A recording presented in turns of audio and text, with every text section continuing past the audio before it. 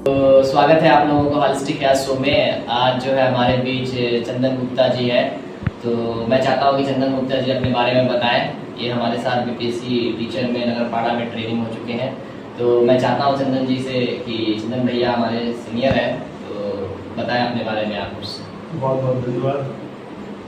मेरा नाम चंदन कुमार गुप्ता है। मैं बांका जिले के कदौलिया प्रखंड के राघवनगर गाँव से बिलोंग करता हूँ और बीपीएससी TRE 2 में 6 to 8 क्लास के लिए सोशल साइंस सब्जेक्ट में मेरा चयन हुआ है और हम लोग साथ में नगरपाड़ा में ट्रेनिंग भी किए थे, election training. After that job complete हुए। तो स्टेट गवर्नमेंट की पॉलिसी है कि सारे टीचर्स को कंटिन्यूअसली प्रोफेशनल डेवलपमेंट के लिए ट्रेनिंग में आने के लिए। तो आज हम लोग भागलपुर जिले के ही फुलवरिया टीचर ट्रेनिंग पे पहुंचे हुए हैं। पीटीसी फुलवरिया में पहुंचे हुए हैं। तो सर मेरा सवाल ये था कि अब जैसे नगरपाड़ा से और पीटीसी फुलवरिया तक कितने टाइम स्पेंड में क्या क्या सीखने को मिला या किस तरह की जर्नी रही है आपकी? बहुत कुछ सीखने का मौका मिला। एज ए टीचर जब मैं विद्यालय गया फर्स्ट टाइम, शायद लगा कि मैं बच्चों को सिखाऊंगा, लेकिन बच्चों को सिखाने के साथ साथ बहुत कुछ मुझे भी सीखने का मौका मिला।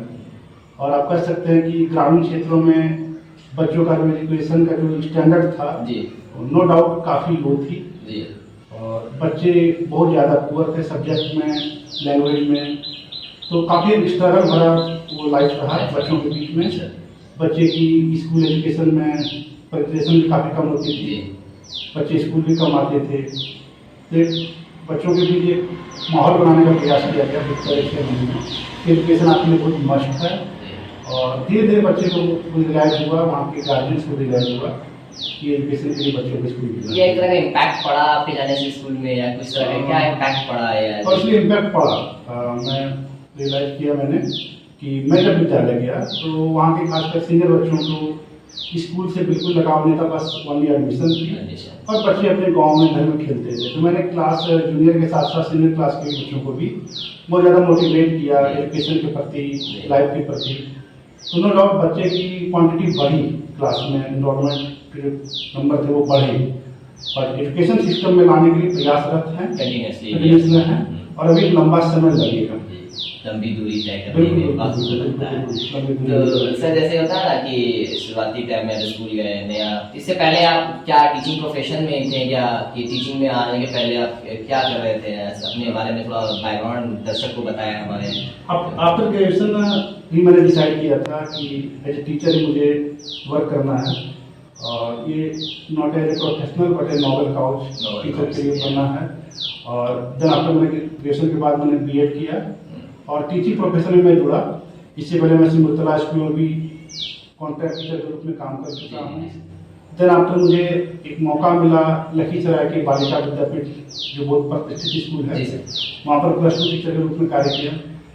आफ्टर दैट उसमें गवर्नमेंट वैकेंसी आ भी नहीं रही थी, स्टेट गवर्नमेंट में लैक था वैकेंसी की। तो मुझे लगा जब मैं टीचर हूँ तो जहाँ पे अच्छे स्कूल्स मिलते हैं वहाँ पर अपना परफॉर्मेंस करूँ, बच्चों को भी एजुकेशन हब बनाऊँ। उसके बाद मैंने नवोदय विद्यालय बांका में वहाँ भी एज ए कॉन्ट्रैक्ट टीचर काम किया। देन आफ्टर जब वैकेंसी आई बीपीएससी की तो माइंड सेट के प्रिपरेशन किया, उसके बाद आज आपके बीच एज ए बीपीएससी टीचर। तो सर ऐसे लंबा अर्सा टीचिंग में रहा आपका, तो teaching as a noble profession बोले तो कैसा अनुभव रहा है टीचिंग का? लंबा अर्सा आपने बालिका विद्यालय नवोदय में भी पढ़ाया, आज बीपीएससी गांव में भी टीचर पढ़ा रहे थे। एक अनुभव या हमारे नए जो जो बच्चे हैं जो DLED कर रहे हैं, BEd कर रहे हैं, तो उसके लिए क्या संदेश देना चाहेंगे? किस मोटिव से आए पढ़ाने के लिए? मोटिव ये मेरा सिंगल मोटिव था कि बच्चों के बीच रहकर एज ए टीचर वो जो सुकून मिलता है पढ़ाने का, बच्चों को कुछ नए वर्ड सिखाने का, बच्चों को अपने हिस्टोरिकल, पॉलिटिकल, ज्योग्राफिकल कंडीशन बताने का, उसमें शांति मिलती है। देखिए वर्क को भी खराब नहीं होता है। आज हमारे देश में बैंकर हैं, रेलवे में हैं, टीचर हैं, प्रोफेसर हैं, सभी वर्क अच्छे हैं, बट आपका जो दिल करे, जो आपको अच्छा लगे वैसा ही वर्क करना चाहिए। तो मुझे लगा कि टीचिंग में मैं शायद कुछ अच्छा कर पाऊँ और अभी भी प्रयासरत हूँ कि एक अच्छा टीचर बनकर बच्चों को भी सिखा रहा हूँ। तो सर जैसे नगरपाड़ा में मैंने देखा कि टीचिंग वर्क से थोड़ा सा सवाल कर रहा हूँ कि आप बहुत वक्ता है, मोटिवेटर है, स्टेज पे बोल देते हैं, मैं तो शुरुआती में फेयर करता था, पर आपसे देख देख के सीखा। तो ये क्या एनर्जी है सर, जो बोलने का एनर्जी मेरे प्रकाश समझ नहीं आ रहा है। इसका भी एनर्जी मुझे स्कूल लाइफ से मिला जी। मैं जब अपने स्कूल लाइफ में था, क्लास 7, 8, 9, 10 में था, जी। तो जिन भी स्कूलों में मैं पढ़ा वहाँ के टीचर मुझे मोटिवेट करते थे। हाँ। और मैं थैंक्स करूँगा उन टीचरों को, उन शिक्षकों को जो मुझे स्कूल लाइफ में मोटिवेट करते थे कि तुम जाकर मंच पर बोल सकते हो। कौन से स्कूल से पढ़ा था आपने सर? मैंने शुरुआती पढ़ाई की थी दुमका के प्राइवेट स्कूल से। जी। देन आफ्टर मैं अपने गांव कटोरिया के स्कूल से पढ़ाई किया। वहीं के मतलब टीचर्स की कंट्रीब्यूशन रहा। बिल्कुल, बिल्कुल। कोई टीचर्स के नाम याद करना चाहेंगे जिसे आप थैंक्स कहना चाहेंगे?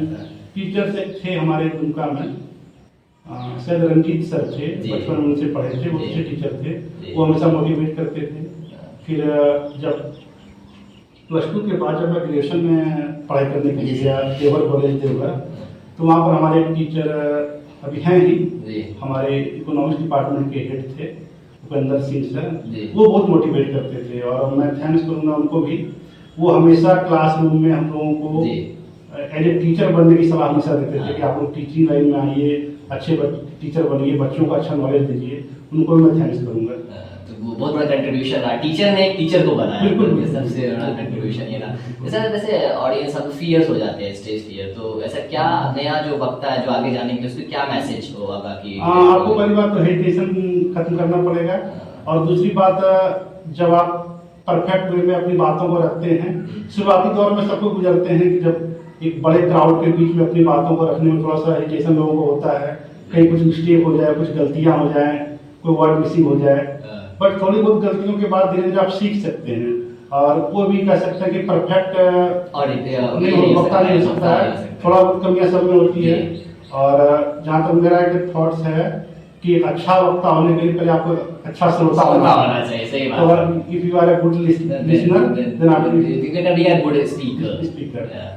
ये इम्पोर्टेंट है सर। जैसे कि क्या होता है ना कि आगे जाते हैं तो कुछ पीछे से लोग बोल रहे हैं, बिल्कुल, बिल्कुल। हाँ, ये shooting डिमोटिवेट कर देता है। तो ये बिल्कुल। इसके बारे में कैसे इसको बचा जाए एज ए न्यू स्पीकर?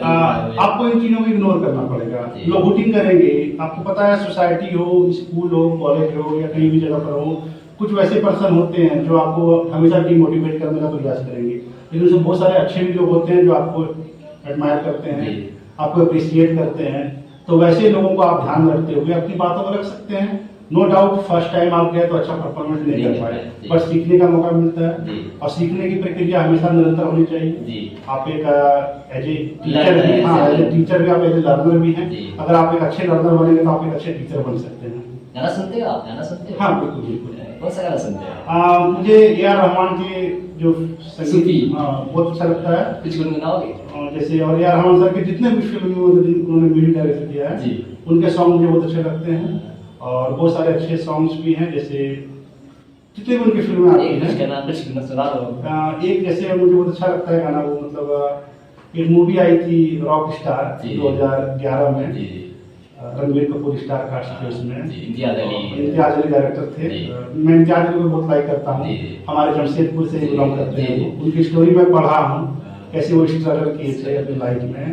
तो उनका एक बहुत अच्छा उसमें कव्वाली गाना था, हजरत निजामुद्दीन दरगाह पर, वो गाना मुझे बहुत अच्छा लगता है। या निजामुद्दीन और हाँ, या निजामुद्दीन। मैं कभी भी अकेले में तन्हाई में मैं सुनता था, मोटिवेट करता है। बहुत मोटिवेट करता है। और मैं बता दूं, बहुत लोगों को ये रियलाइज होता है कि वो एक इस्लामिक सॉन्ग है या कव्वाली, नो, उसके बारे में मैंने डिटेल रिसर्च किया, स्टडी किया। वो मोटिवेट करता है, चाहे किसी भी कास्ट के हो, किसी भी क्रीड के हो, किसी भी रिलीजन के हो। और उस पर मैंने स्टडी भी किया कि कुन फाया वर्ड जो है वो अरबी वर्ड है, जो कुरान से लिया गया, जो होली बुक कुरान है उनसे लिया गया है। और कुन फाया का मीनिंग ये होता है कि जब कहीं पर कोई नहीं था वही था, तू मुझ में समा जा, हाँ। मैं तुझ में समा जा। और ये सेम चीज है जी। हमारे हिंदू धर्म के वेदों में जी जी डिस्क्राइब किया गया है। जी। तो बहुत अच्छा वो सॉन्ग है कुन फाया, नो डाउट। कुछ गुनगुनाओगे तो कुछ अच्छा सा तुम्हारा आपकी नजर में कुछ? बिल्कुल बिल्कुल। कुछ बता। कुन फाया कुन, कुन फाया कुन, फाया कुन, फाया कुन, फाया कुन, फाया कुन, कुन फाया कुन, कुन फाया कुन, फाया कुन, फाया कुन, फाया कुन, फाया कुन। शादी होगी सर आपकी? या मेरी शादी हो रही है। तो आज शादी कितना इम्पोर्टेंट प्ले करता है प्रोफेशनल लाइफ में सर? बहुत रोल करता है, और खासकर मेरी शादी 2021 में हुई। अभी मेरी मिसेज हाउस वाइफ है और पहले अच्छी स्टूडेंट भी है, और बहुत सपोर्टिंग रोल रहा आफ्टर मैरिज। जब मैं कंप्लीट किया एज ए बीपीएससी टीचर, तो नो डाउट उनका सपोर्ट बहुत ज़्यादा रहा, और हमेशा मोटिवेट की एक अच्छे टीचर बनने के लिए, अच्छे लाइफ जीने के लिए। और कितना इम्पोर्टेंट हो जाता है सर कि वाइफ का अच्छा होना या प्रोफेशनल लाइफ में टीचर का होना, क्योंकि सारा बर्डन लेके स्कूल से हम लोग घर जाते हैं तो फिर एक वाइफ का चेहरा मुस्कान के सब खत्म हो जाता है, तो कैसा लगता बहुत है? इम्पोर्टेंट है आज के मॉडर्न लाइफ में।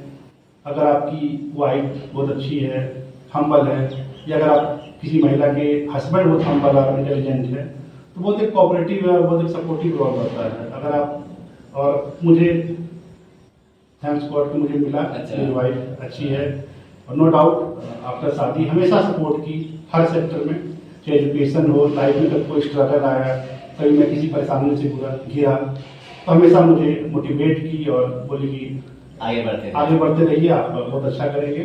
कुछ बोलना चाहेंगे अपनी वाइफ को, कुछ मैसेज? हाँ बिल्कुल बिल्कुल, कि आप हमेशा इस तरह मुझे मोटिवेट करते रहे, मैं अपनी वाइफ से ये कहना चाहूँगा। और मैं भी अपने तरफ से आपके लिए जो भी बेस्ट होगा, आपके एजुकेशन के लिए, आपके लाइफ स्टाइल के लिए, आपके फ्यूचर के लिए, बच्चों के फ्यूचर के लिए, मैं भी अपना तन मन धन मिलजुल के मैं जिंदगी का साथ निभाता चला गया। तो बहुत अच्छा सर। अब जैसे बीपीएससी टीचर्स में बहाल हुए और शिक्षक का पाली हुआ, रिस्ट्रिक्शन आए या रिजिडिटी आ गया, मतलब ना टाइम बाउंडेशन, इतने बजे आना है, इतने बजे आना है, क्या टीचर्स के लिए अनिवार्य है या साइकोलॉजिकली हम लोग डिस्टर्ब चल रहे हैं करना चाहिए, या मतलब कि बेटर है, या इसके बारे में आपका क्या मैसेज कहना चाह रहे हैं? देखिए गवर्नमेंट की ये रूल रेगुलेशन है, और हमारी स्टेट गवर्नमेंट भी ऐसे के फॉर्मूला को फॉलो कर रही है। तो जो गवर्नमेंट की रूल रेगुलेशन है उसको तो हमें फॉलो करना पड़ेगा। हाँ, ये हो सकता है कि थोड़ा हम परिवार को या बच्चों को टाइम कम दे पा रहे हैं, बट स्कूल में भी शायद हम लोग जैसे टीचर की आवश्यकता है आज के समय में, और थोड़ा अगर हम टाइम स्पेंड करते हैं ज़्यादा भी, तो बच्चों के लिए बेनिफिट्स ही होता है। और गवर्नमेंट भी चाहती है, गवर्नमेंट को बहुत आशा है, स्टेट गवर्नमेंट हमारी बिहार सरकार है, इनको बहुत उम्मीद है बीपीएससी टीचर्स लोगों से, और पहले भी जो टीचर्स हैं उनसे भी उम्मीद है।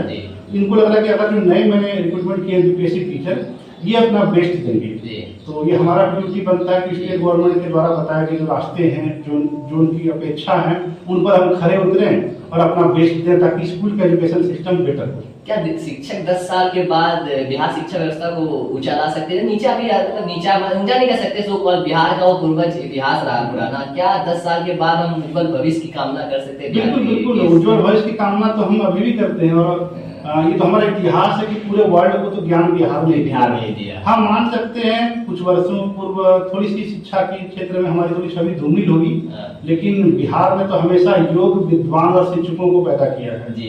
और भगवान महावीर हो, बुद्ध हो, जैसे महान कौटिल्य हो, जैसे महान जो चिंतक हैं और महान जो विद्वान हैं, बिहार तो इन्हीं की भूमि है।